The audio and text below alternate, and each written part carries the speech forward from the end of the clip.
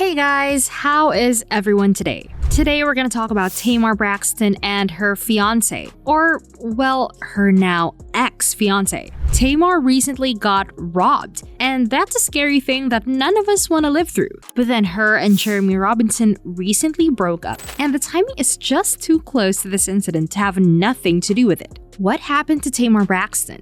And did she really dump Jeremy Robinson for not supporting her after she got robbed? Well, let's get ready because this is a whole crazy story. Let's start off with some backstory. Tamar Braxton, as you 90s babies have already probably guessed, is R&B superstar Toni Braxton's younger sister. Tamar can sing too, for the record, as she was part of the group The Braxtons and has appeared multiple times on TV, on Braxton Family Values, and she's even about to go on tour. Most recently, in March this year, she was on a celebrity dating reality show called Queen's Court. She was introduced to 21 different dudes, but in the end, she chose Jeremy Robinson, and the two got engaged. So let's just say that this has been kind of an unconventional relationship from the start. Then on September 18th, Tamar posted videos of 4 robbers burglarizing her car. And while that's just chilling to watch, what a lot of people were more concerned with was the caption she wrote with the videos. Tamar wrote,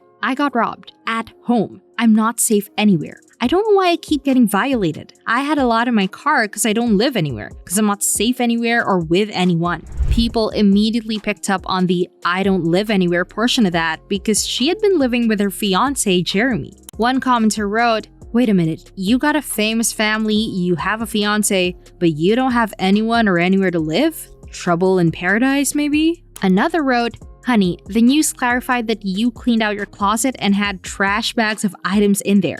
Cause babe, V103 made it seem like you were homeless. And you stating that you don't feel safe anywhere, that was twisted as well. Like you didn't feel safe living with anybody. Child, the tea was very incorrect that day. I'm glad you're okay, Tamar. And tell JR to come and get you. Doesn't matter what happened between y'all, he loves you." So right off the bat, the internet detectives knew something was up with her and JR because she said she didn't have anywhere to live and didn't trust anyone. She also went on to say things like, "With all the surveillance in one of the most expensive or exclusive buildings in Atlanta, no one did anything," and went on to say she was not okay. Then she wrote about being scared that the group may be following her. "Why they take my garage door openers? I feel like they're following me. And my Bentley key, where can I go? Nowhere. And trust who? I hate it here, oh my god." It gets even more messed up when you learn that Tamar was robbed a little under 2 years prior to this in her home in LA, where someone she knew broke in and stole her safe. She also said in her tweets, "People who care about you show up for you no matter what. And the mistake is when you accept somebody for who they are, they have no reason to be better." What in the toxic relationship is going on here? If she really felt that way about JR, she shouldn't have been with him. You can't fully 100% accept your partner for who they are and still be thinking, "Well, yeah, I like him, but he could be better. I'm just waiting for him to be better." That's not actually accepting them, but it's more like being in love with a fantasy of what they could be. And that rarely ends well for anyone. Anyway, the bombshell that happened right after that was that JR responded to her and then she unfollowed him. Here's the last thing he posted on IG before he unfollowed her and then took down all the pics of her. Hey, good morning, y'all. So I am rededicating my life to thinking positively. About 1.5 years ago, I was on this spiritual journey to build up this positive force field. What does that look like? What do you mean, JJ? Well, it was to live, breathe, respond, and mentally and physically be positive. And there were 2 things that really helped me get to a very positive place. Because I think we all know that once you involve yourself in negativity, it's like this constant cycle.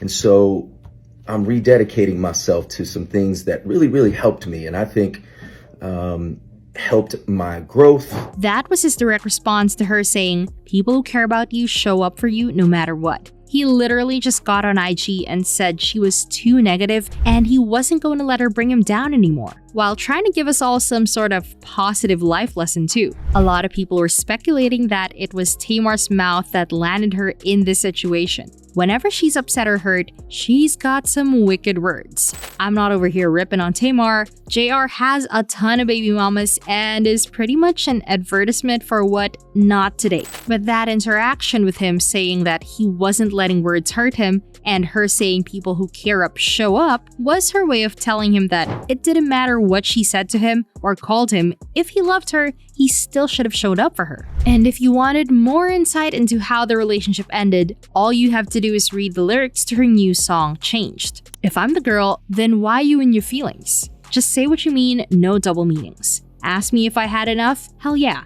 I know I gotta make a move from here. I thought you were the man of my dreams, so how the hell was I wrong? I gave you all of me, boy, it could have been you. I thought you were the man of my dreams. And just during the height of everyone speculating about Tamar's relationship status online, Jeremy announced their split. So many questions, so many assumptions. I want to answer all that I can with respect. Yes, Tamar and I are no longer together. I ended the relationship to focus on getting back to positive energy and being a better person. What happened and why, that's our private place. No, I never cheated. No, I wasn't there when she was at her mother's place when her car was burglarized. No, I never cared about fame. Who reveals their most embarrassing moments in their life to find fame? I have always represented famous people, and the truth is I was in an amazing place financially and mentally. I turned down Queen's Court several times before I gave in.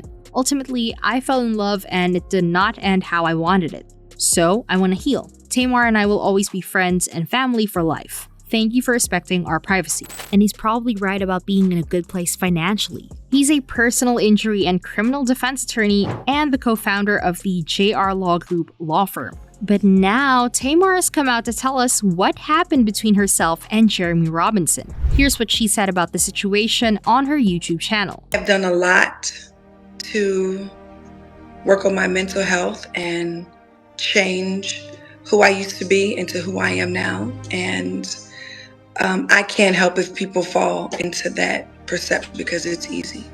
And I get it. But I won't let anybody hold me captive to my past and things that I have overcome.